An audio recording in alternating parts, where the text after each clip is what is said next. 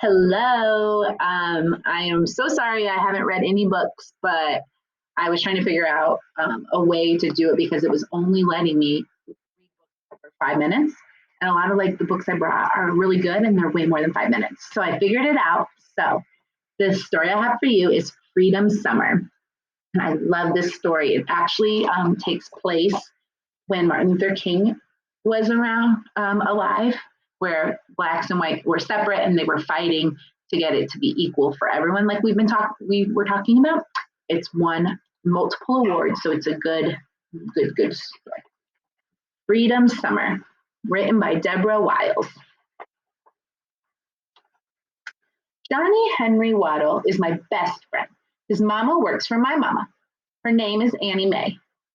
Every morning at 8 o'clock, Annie Mae steps off the country bus and walks up the long hill to my house. If it's summer, John Henry is at stepping right behind her. We like to help Aunt May. I wish the pictures were a little better. We like to help Aunt May. We shell butter beans, we sweep the front porch, we let cats in, then chase the cats out of the house until Aunt May says, "Shoot, enough of you two, go play."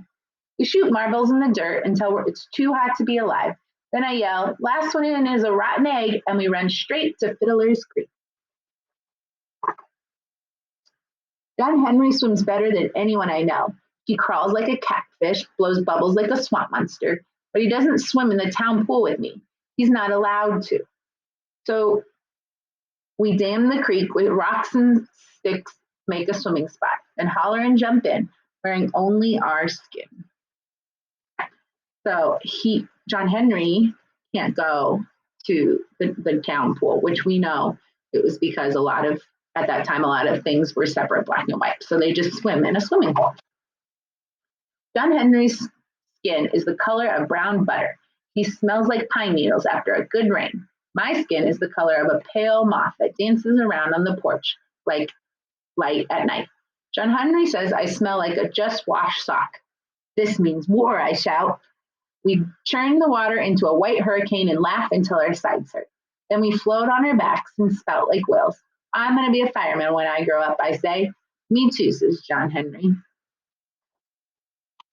I have 2 nickels for ice pops, so we put on our clothes and walk to town.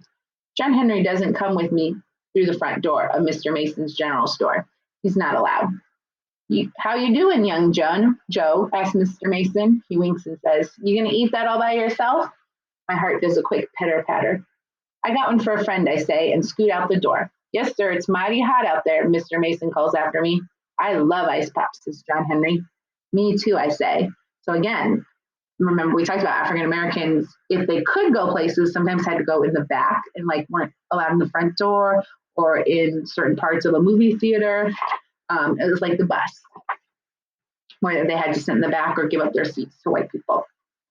Annie Mae makes dinner for my family every night. She creams the corn and rolls the biscuits. Daddy stirs his iced tea and says, "The town pool opens tomorrow to everyone under the sun, no matter what the color." So the laws must have changed. Must have been after Martin Luther King a little bit. "That's the new law," Mama tells me. She helps my plate with the peas and says, it's the way it's gonna be now. Everybody together. Lunch counters, restrooms, drinking fountains too. I wiggle in my chair like a doodle bug. I gotta be excused, I shout, and I run in the kitchen to tell John Henry. This must be after the segregation was segregation was ruled illegal. So now it's after the time, it's like when Ruby Bridges started to integrate the school. So now they're starting to integrate everything. "I'm gonna swim in the town pool," he hollers. "Is it deep?" "Real deep," I tell him. "And the water's so clear, you can jump to the bottom and open your eyes and still see." "Let's be the first ones there," said John Henry. "I'll bring my good luck nickel and we can dive for it." Next morning, as soon as the sun peeks into the sky, here comes my best friend, John Henry Waddell. Run in to meet me. "Let's go," he yells. "I got my nickel." And I run with him all the way to the town swimming pool. We race each other over the last hill and we stop. County dump trucks are here. They grind and back up to the empty pool. Workers race streamlined asphalt into the hole where the sparkling clean water used to be. One of them is John Henry's big brother, Will Rogers. We start to call to him. What happened? But he sees us first and points back on down the road. It means get on home.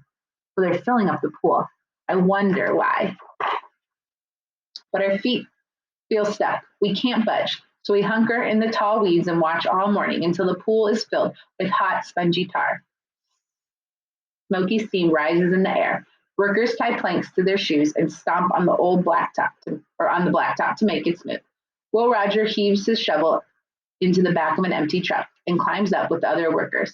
His face is like a storm cloud, and I know this job has got to have made him angry. Let's go, a boss man shouts, and the truck rumble slams down the road. It's so quiet now. We can hear the breeze whisper through the grass. We sit on the diving board and stare at the top of the silver ladders sticking out from the tar. My heart beats hard in my chest. John Henry's voice shakes. White folks don't want colored folks in their pool. You're wrong, John Henry, I say, but I know he's right. Let's go back to Filler's Creek, I say. I didn't want to swim in the old pool anyway. So even though they have to let him in the pool now, this pool, they filled up so nobody could use it because they thought that would be better than having to swim with someone of a different skin color. John Henry's eyes fill up with angry tears. I did, he says. I wanted to swim in that pool. I wanted to do everything you can do. I don't know what to say, but as we walk back to town, my heart starts to pop with new ideas. I want to go to the dairy dip with John Henry, sit down and share root beer floats. I want us to go to the picture show, buy popcorn, and watch the movie together. I want to see this town with John Henry's eyes. We stop in front of Mr. Mason's store. I jam my hands into my pocket while my mind searches for words to put my new ideas. My fingers close around 2 nickels. Want to get an ice pop? John Henry wipes his eyes and takes a breath. I want to pick it out myself. I swallow hard and my heart says yes. Let's do it, I say. I give John Henry one of my nickels. He shakes his head. I got my own. We look at each other. Then we walk through the front door together. So I love that book. So even though that pool was closed up, even after the laws were changed, things were still starting to change, even if people didn't want to. Just like at the end where they got to walk in the front door together to buy their pop instead of John Henry having to go to the back.